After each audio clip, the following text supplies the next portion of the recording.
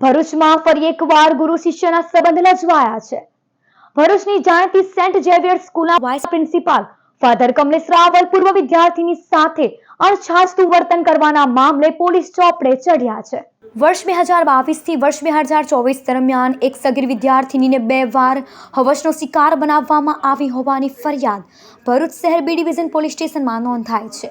બાળકી શાળાના ધોરણ 10માં અભ્યાસ કરતી હતી ત્યારે ફાધર કમલેશ રાવલે બાળકીને તેમની ઓફિસમાં બોલાવી અયોગ્ય વર્તન કર્યું હતું. જે તે સમયે કિશોરીએ બદનામીના દરે આ વાત પોતાના પૂરતી મર્યાદિત રાખી હતી. ડિસેમ્બર 2024માં સેન્ટ ઝેવિયર સ્કૂલના ગેટ ટુગેધરમાં આ વિદ્યાર્થીની ગઈ ત્યારે ફરી એકવાર ફાધરે તેને નિશાન બનાવી હતી. ફાધર કમલેશ રાવલની હરકતો હવે હદ વટાવી જતા વિદ્યાર્થીનીએ તેના પિતાની ઘટનાની જાણ કરી હતી. આ સમય દરમિયાન પ્રિન્સિપાલે કેટલાક વાંધાજનક વોટ્સએપ મેસેજ પણ કર્યા હતા. આ તમામ માહિતી સાથે બાળકીનો પરિવાર પોલીસ પાસે પહોંચતા ફાધર કમલેશ રાવલ વિરુદ્ધ પોક્સો અને બળાત્કારનો ગુનો નોંધવામાં આવ્યો છે. બીજી તરફ પોલીસ ધરપકડથી બચવા ફાધર ફરાર થઈ ગયા છે.